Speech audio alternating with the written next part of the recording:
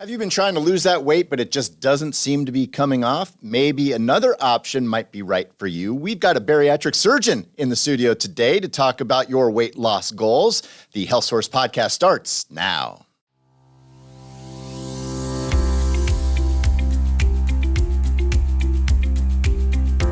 You are listening to the Health Source podcast, presented by the Marshall Health Network.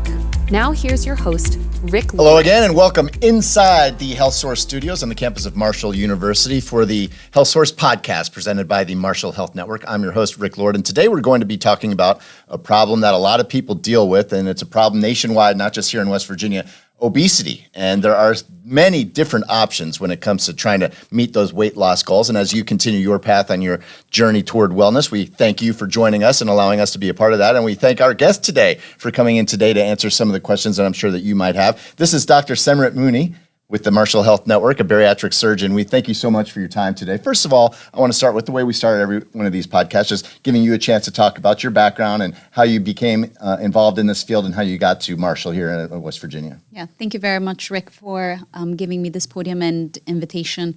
Like you said, my name is Dr. Munie. I am one of two bariatric surgeons that is at Marshall Health Network's Center for Surgical Weight Control at Cabell Huntington Hospital.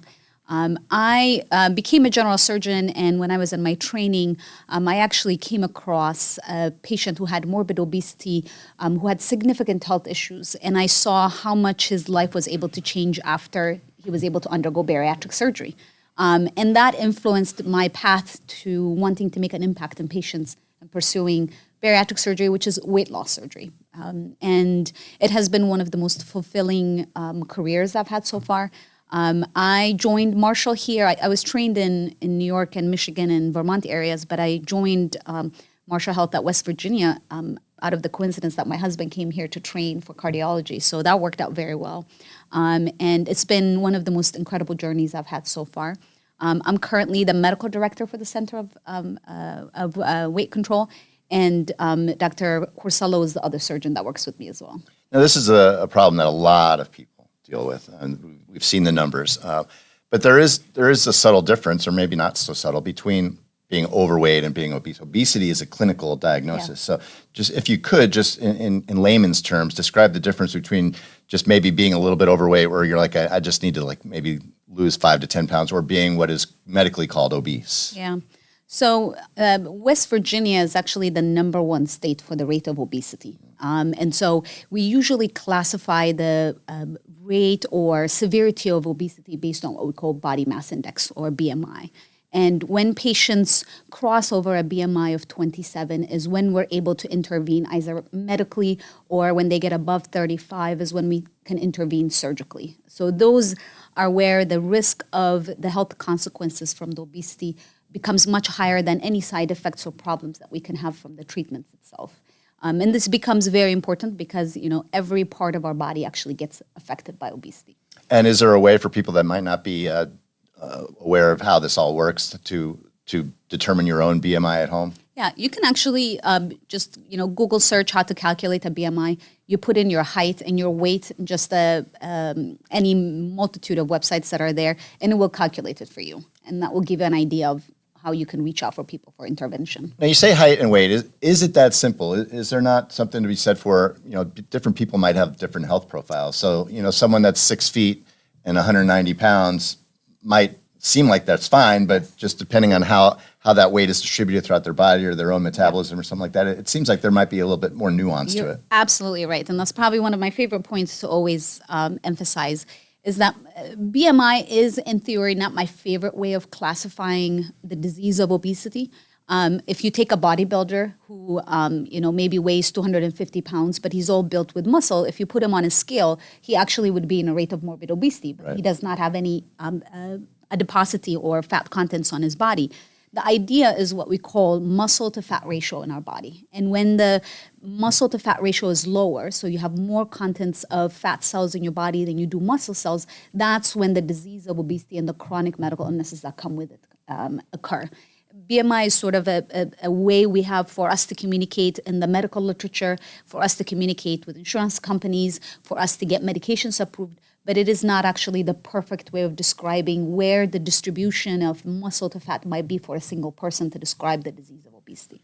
And as we mentioned, such a complex problem. A lot of people will say, "Well, it's a math problem. You if you want to lose weight, you just eat less and you exercise more. Less calories in, more calories burned." Really, it's not that simple because there are other factors. Genetics come into play. Your own metabolism comes into play. So how do you deal with that in terms of trying to figure out a blueprint for every specific individual person? Absolutely. And that is one of the key points to understand about the disease of obesity. It's not a lifestyle choice, it's a disease. Just like diabetes, hypertension is one of the diseases. The idea of just diet, exercise a little bit, and the weight should come off, eat less, actually is not supported by science. We have ample literature that actually shows us that once we have been in a state of obesity, which could be due to a multitude of factors that we have, as you mentioned, a few of them, genetics, socioeconomic, we can have environmental effects, all these, as well as dietary habits, things that patients might have had, processed foods that we're exposed to constantly, all lead to the perfect storm of the disease of obesity. Once a patient has stayed in a disease of obesity, it is actually very hard for them to diet and lose weight. So diet is one of my least favorite ways of actually describing attempts at weight loss for patients. The reason is when you start to extremely restrict what you're eating and you actually get into a severe calorie deficit, there are hormones and signals that get sent in your body that think you're going to starve and die, and they change the hormonal makeup in your body to try and get you to gain weight. And the way it gets you to gain weight is it actually makes you much more hungrier. You eat, but you don't feel satisfied. So you almost eat until you start to hurt. It is equivalent. One equivalent example I give to patients is if anybody is a mother and they've either breastfed or were pregnant, they could see that hunger sensation that you get during that period of breastfeeding. Right. The same hormones that sort of help with that, I need to eat more to deliver nutrition to the baby, are also elevated in state of obesity. And so those patients really cannot just eat and stop like other patients might because their hormonal makeup is not working. I love analogies, and one analogy that I describe is if your thermostat in a room has been artificially set to be at a higher state for a period of time, but you decide at some point you want to make a change, and I want the temperature in the room to be lower, one option is you start just opening windows and doors, hoping the temperature would go down because outside is cold. Right. Initially it goes down, but over time what happens? The heater kicks in. And so you're going to open as many doors and windows you can, but eventually you're going to lose because the heater will win. And that's the same scenario we have in our body. Instead of doing the diet and exercise, which is opening the doors and windows, you actually reset the thermostat so that your body doesn't self-sabotage and make you gain weight. And that's what surgery does. And there are so many people that probably don't understand that, just the triggers of all of that. And so that's probably a lot of what you guys do as well, not just as a surgeon, but the entire medical profession when it comes to your general practitioner, is educating these people on, when you're hungry, you feel like, okay, I need to eat, but that might not be the case in terms of what you just talked about everything that can go into that. It's just amazing. Absolutely. And also even the choice of food that we have. So ultra processed foods. So all these foods that are changed into different shapes and have been grounded and changed from the natural occurring process to something else so that it can have a longer shelf life is one of the main reasons why we actually have a disease of obesity as well. Those ultra processed foods get absorbed differently by our body. Normal oats or fruits that are like, strawberries and blueberries don't fully get absorbed, and they actually supply some of the bacteria we have in our colon. Right. Colon very prebiotics. Distant. Yes, and so those bacteria are very good for creating that sense of I feel full, I don't need to eat as much, I feel satisfied. Those hormones go away because those bacteria don't survive when we eat high-processed, ultra-processed foods. And that's a lot of where the socioeconomic Absolutely. part can come in too, because if you live in an area that doesn't have good access to those types of foods, or in areas that have a low economic standing, it's easier to just go to the fast food joint rather than go to Whole Foods. And there's not even a Whole Foods in West Virginia anyway. But so I mean that's got to be a challenge as well. Yeah. And how do you kind of, what research goes into in a pocket of West Virginia, seeing where those bubbles are, where those communities are that might need more help or might need more education? Yeah, West Virginia definitely has more what we call food deserts, where they don't have access to healthy, unprocessed foods. And that's something that we battle with all the time. I mentioned at the beginning that West Virginia is the number one state for the rate of obesity. We are one of the lowest states for the rate of bariatric surgery, though. So there is, as a state, there needs to be a much bigger drive for actually having better access for more healthier foods for patients, education on both the primary care physician side as well as on the patient side on the need to intervene with bariatric surgery or medication intervention to actively lose weight. The losing weight part is not just to fit into a dress or a pants that we need. We have increased risk of death by about 10 to 15 years in patients that are morbidly obese. That is huge to me. Yeah. That is also not accounting for the diabetes, hypertension, hyperlipidemia, heart disease, stroke risk that patients have that's elevated in the state of obesity. Even certain cancers are actually increased in patients with obesity because they're stimulated by those hormones that are always elevated. So all this understanding being there in both the medical field as well as within the governmental state means that we need to increase the access for better, unprocessed, healthy foods at a more affordable rate because we have more patients that are at lower socioeconomic rates than other states. And as you mentioned, it's all intertwined. So keeping your weight in check and keeping that BMI in check is a good foundation for overall health so that you don't get down that road of leading to other things. Now, bariatric surgery is your specialty, so let's dive into that a little bit. You talked about the BMI. Once you get to 35, that's when, that's kind of like a baseline for it, but obviously there's more that comes into play when you're recommending that kind of thing. Yeah. And on the other side of it, as a patient, there might be some patients that are a little hesitant. I mean, it is minimally invasive, but at the same point, they might not want any kind of surgery whatsoever. So when you're counseling someone or when you're going through their charts and recommending it, what kind of things stand out to you to where a patient might be a good candidate for bariatric surgery? So there's a series of things that we go through. One is that all patients actually sit with us for a 1 to 2 hour seminar where we do a detailed discussion of the disease of obesity like we talked about. We talk about the different options for surgery there are. We talk about the risks. And we actually talk about how low data tells us the risk is compared to other operations that we do as well. A lot of it might be maybe they saw one person that might have an issue that creates a much longer lasting effect on patient's mind. But we know that data tells us that bariatric surgery is safer than getting your gallbladder taken out, and it's safer than getting your groin hernia fixed. And we do that through a multitude of things. One is making sure that you have well-trained, minimally invasive bariatric surgeon in this day and age. And we have an American College surgeon has a oversight on how we get trained and also supervising the cases that we're doing.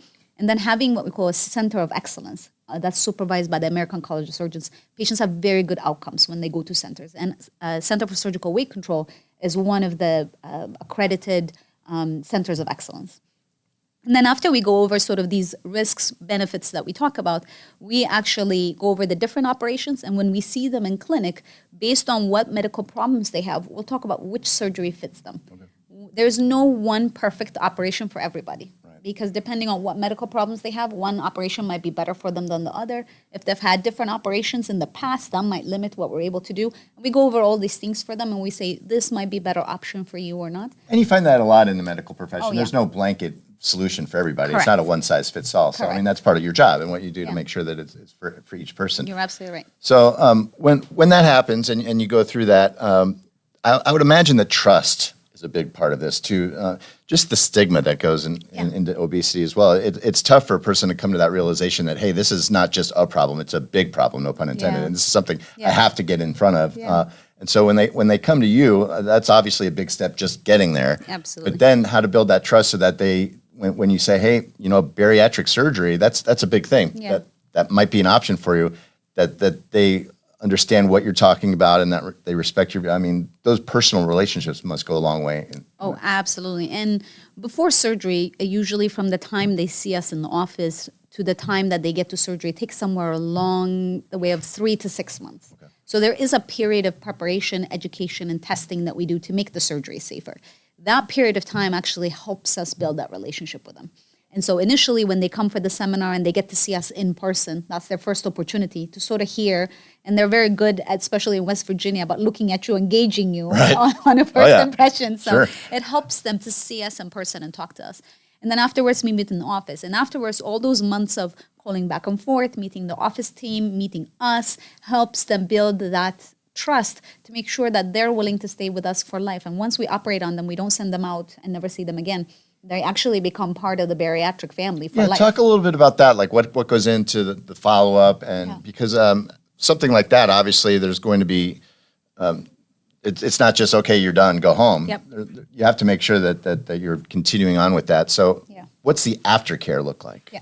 So once they get surgery, we tend to see them a lot more frequently at the beginning. So we see them at 1 week, 1 month, and then 6 months and a year.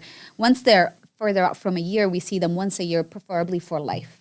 And the reason is initially we're trying to make sure that we provide them continued consultation for nutrition. We have a dietitian in our group that actually talks to them to make sure that they're following their dietary plans that we talked about, that they don't have any issues. They tend to see the nurses, the surgeon. We have psychologists if they have any need for psychological support along the way, because it's a big change to go through a big operation like that. Your life sort of changes upside down. Some people have, family members that change around the time of surgery as well. So we provide all those things for them, and the frequent visit that they have will allow them to be supported in whatever it is that they need. That's awesome. Now, this is a lifelong thing. If you're to the point where it is obesity, it will require lifestyle changes. Correct. It's not just like 1 week and I'm over it. Exactly. And that's tough work. Yes. And a lot of people don't want to put in that tough work. And there are a lot of people that say, well, maybe I can just get a boost or get an easy fix. And what we're seeing right now is a big craze with things like Ozempic and semaglutide. So what was your take on that and what that's done here? So they are good if used for the appropriate problem that you have, is the way I think of it. There's actually ample data that shows us that they work within a specific range of BMI. They've only been studied in patients that have BMIs below 27. So if you are in a state of morbid obesity where your BMI is 45, 50, the clinical trials were not actually done for those. There was actually now a new study that just came out this year in New York at NYU that looked at not what the drug companies did, but they looked at comparing the outcomes from the injectable, we call them GLP receptor agonists like Ozempic and Mounjaro, or even tirzepatide and other families that we have. They compared those to bariatric surgery, and bariatric surgery was 5 times more effective in real life than the injectable medications are. So how do I take that? I use anti-obesity medications in my practice. If I have patients that have very high BMIs that make surgery unsafe, we use the medications to lower their BMIs. To get them in that range. Exactly. So we can make them safer. Usually their livers are so big, it makes it hard for us to operate. So we use the medications to make them safer for operation, but I'm not able to get them out of the state of morbid obesity if their BMI is 50, 60, 70. I stand no chance because data tells me I don't get that much weight loss. However, if we have a patient that has a BMI of 27 and wants to lose weight, they're great alternatives. They don't qualify for surgery. They're great alternatives for having. But if you have a BMI that's very high, especially diabetics that have significant uncontrolled diabetes, we do know they really do benefit from bariatric surgery more than anything else. So I say it depends on the problem you have. If for diabetes, not every diabetes needs to be treated with metformin, and not every diabetes needs to be treated with insulin. Sure. But depending on the severity of it, some diabetes, if it's severe enough, needs insulin. And if it's not that severe enough, metformin is sufficient. So I think as a physician, we need to gauge and actually treat them based on what's going to benefit them, not based on what's in advertisement. You do like your analogies. I love analogies. It makes it simple to understand. We're talking with Dr. Semeret Munie with the Marshall Health Network, bariatric surgeon. Okay, so this is like a 2-part question because this is obviously always evolving, constantly evolving in the treatment and the diagnosis. Have there been any recent developments that excite you in this field? And moving forward, do you think that there are any promising biomarkers that we might be able to determine that can help us diagnose these things easier in the future? Yeah, there is. Sort of start with the second question you have. There's a group at Orlando Health that is actually currently studying specific genetic markers related to obesity. And I think that's probably going to be one of the future ones of personalized medicine for obesity. So not every obesity is the same as what they're studying, is that some might be related to the inability to suppress that hunger sensation that we have. Some might be related to excessive consumption that patients have without that hunger sensation. So what they're going to do probably over the next, 5 to 10 years is find out what kind of genetic markers you might have that led to the state of obesity from the genetics. But remember, that's only one factor, right? But at least from the genetic perspective, I think that would help treat obesity for what it is, which is a disease. not something that everybody thinks of it as a lifestyle choice and you just did it because you didn't, you could have eaten less and this happened to you from a behavioral perspective. That's probably, I think, something that I look forward to. The study that I mentioned just now, sort of comparing surgery and medication, is probably one of the most influential ones we have right now because it's really looking at what happens in real life when patients are using all these medications that are being advertised a lot more. So these are the things I'm looking forward to.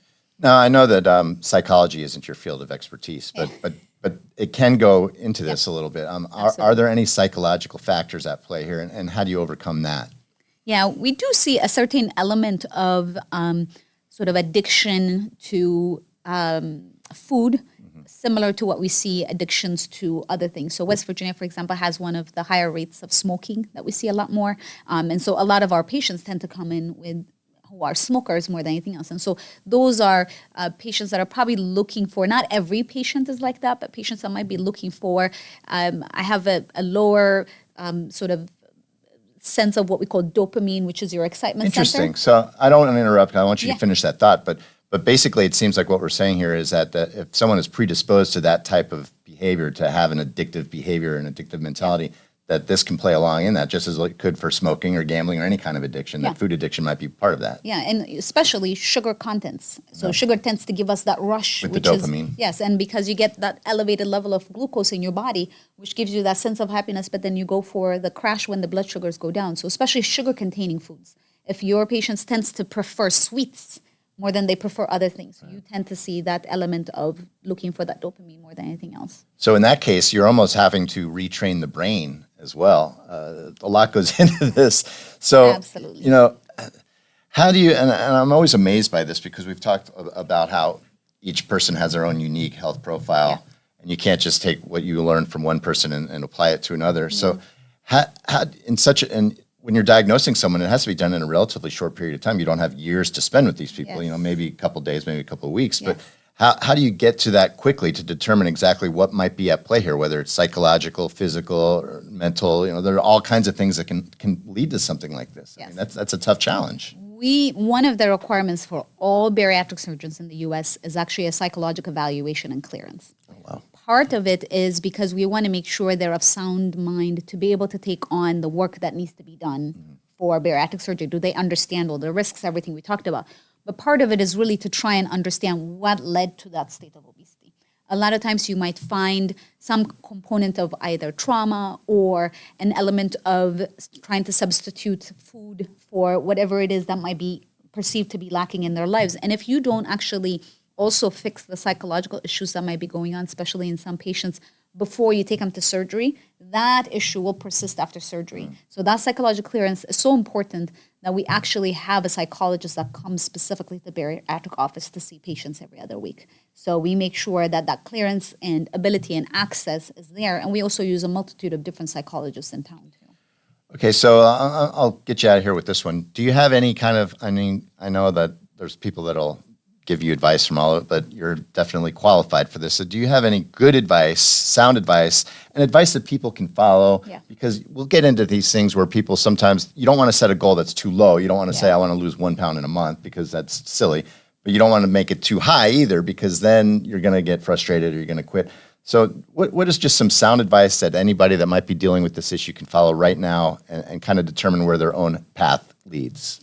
So the one thing I will tell you is that weight loss is not actually determined by your conscious mind. So if you want to lose 30 pounds or 40 pounds, your body does not care. So I can give you a number right now, it won't matter. What matters is similar to what we talked about at the beginning. One is that you change the dietary habits and lifestyle changes that are needed. What are those? You can take out all the sugar content, sodas, sweets, candies, everything that's in the house, out of your house. That's one tangible change that you can make. You try to avoid ultra-processed foods. So try to use foods that come in nature, things that are found naturally in nature, and you actually cook those foods by yourself. So you control, instead of going to restaurants where there's a lot of butter and sugar, and You don't know what's going in it. exactly, Right? to make it more enticing for you, so Right. you come back to eat again. So making your own food, that's another option that you have. Increasing what we call resistance training in terms of exercise. A lot of people tend to go on treadmills, and if you stay on the treadmill for like 35, 40 minutes, just in a regular jogging pace, you won't burn more than 150 calories, but you might be taking in 5,000 calories a day. So instead of doing that, you actually do resistance training, whether it's weightlifting or resistance bands. What resistance training does is it allows you to build muscle. Muscle is what I call the furnace for your body. It burns calorie for you when you're sleeping. It's almost like investment. Right. And so trying to build muscle, trying to change your dietary habits, and then your body, whenever patients lose about 10% of their excess body weight is what we call it, your hormonal changes start to happen. And that is where seeking medical advice, so that maybe you need to incorporate medication, or maybe you need to incorporate surgery, depending on where you're at, so that when you lose the weight, your body doesn't kick in the sabotage that's already there. So you can still make those lifestyle changes like today that we talked about, but then depending on where you're at, seek medical advice so that we can incorporate things that work to also help you succeed. I said it was the last question. I lied. I got one more for you. It's a bit of a follow-up to what you were just talking about, because it's so interesting what you're saying. For the elderly population, Yes. For people that might not be able to go to their local gym and to lift weights and to do that kind of intense, is there advice for them to make some more low-impact training or anything that they might be able to do to at least start them on the right path? Yeah, as we age, a lot of us tend to lose our muscle weight. Sure. So unfortunately, it's almost like, fighting an upward battle, which makes it challenging. One is, as we talked about with the meals, increasing protein contents more than anything else. That helps build muscle.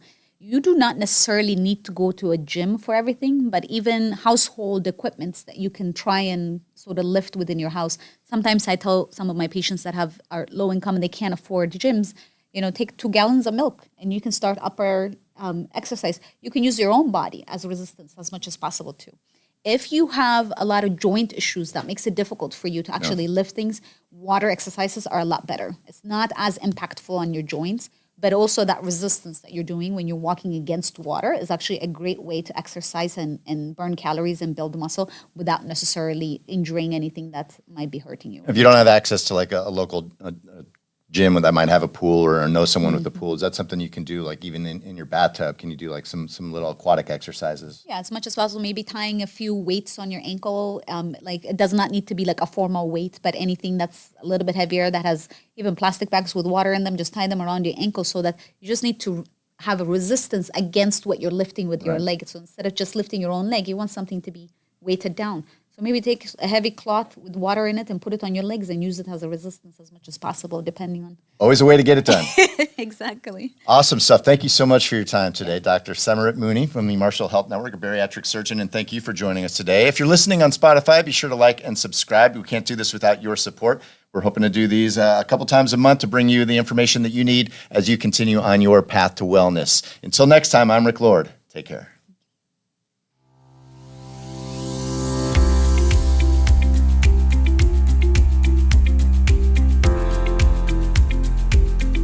That was the Health Source Podcast, presented by the Marshall Health Network.